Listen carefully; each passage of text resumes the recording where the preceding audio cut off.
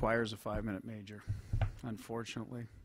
Maybe a Alex Del Vecchio hat trick. Anybody appreciate that out there?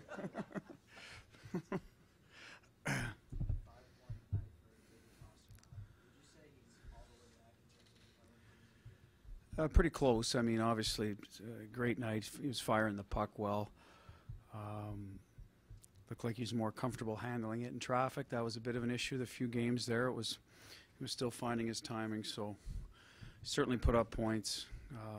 Was physical tonight there in the third when we needed him to be. I shouldn't say needed to be, but when our group got a little more ornery, he was part of that. So liked his game. We moved him around to try to get a different line going. It worked out for them, whether that was him or the line just got going. So yeah, I like where he's at. He's got a little more energy too because he missed. This time of year, guys are trying to get to the finish line to a certain extent.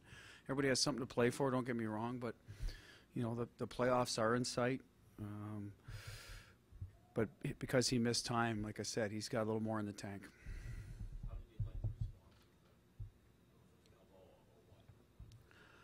Well, we talked about it.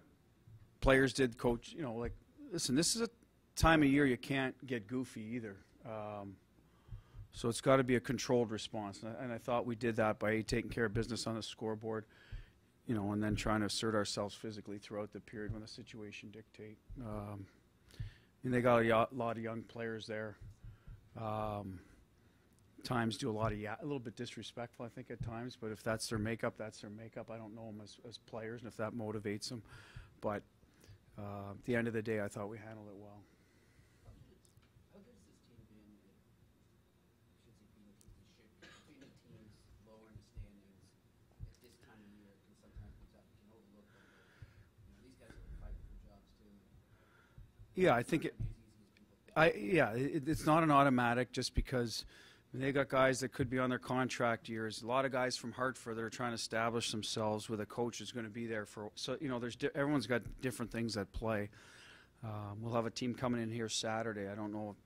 I think they were just eliminated. So But at the end of the day, we talk about trying to play to our standard, outplay the guy across from me. And I thought we lacked a little bit of that passion early on.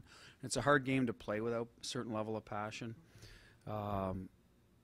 So then it looks like you're disrespectful, and I don't think our guys are. We just didn't have the extra oomph, so we've eventually found it. Maybe they brought a bit of it out of us. Whatever happened, we certainly got it going. You weren't in distress to change the lines, but you did change the lines. So what was the reasoning behind that, and do you think you're going to roll forward? Well, it's short window here of opportunity with a full forward group. Obviously, Crowley's not part of that and won't be in the next little while, but Johansson coming back in, so you're almost trying to get a look at him everywhere. That was all. Like I said, I think Kretsch and DeBrusque lately have been a little bit stagnant. So putting Past up there gives them a different look. Marshy and Berge are, with Heinen, they've played with him. We tried to mix Johansson in there later, but he got a few shifts with Coyle. Then the power play starts. So it's really tough to get a handle on true measure of 5-on-5 with Johansson on any line tonight. So that part of it we missed out on, but he got himself a game under his belt. He hadn't played in a while, so hopefully, like Pasta, each one he gets a little bit better. That said, you like what David and David did together? I did like what they did together. I don't know if Fluto Saturday if we'll stick with it, to be perfectly honest. We'll look at it again. Usually video will tell you a few things on maybe there's some chemistry with certain guys that you don't see in the course of the game. You go, okay, well, maybe this will work. So we'll see how it plays out. Somebody ends up on the wrong side, whether it's Johansson or Heinen as a winger, the left stick. So at some point we want to get solidified on that as well. How did they make the switch after a guy hit the hat trick? I think we did it before, to be honest with you. He got the second one playing with Kretsch, so no, Chari and Nordstrom were asking for Pasta too by the end. So generally, when a guy's feeling it, I don't think he cares where he plays, and Pasta was feeling it tonight.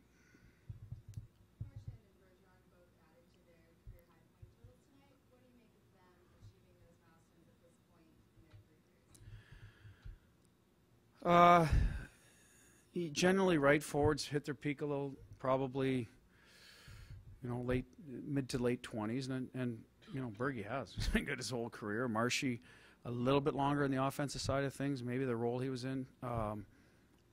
We certainly view him as one of our best offensive players, one of our power play catalysts. So I think that has a lot to do with it for Marshy. He's gotten a lot more power play time. Might be our leading power play point guy, him and Pasta. So it's a good unit. Krug's up there too. And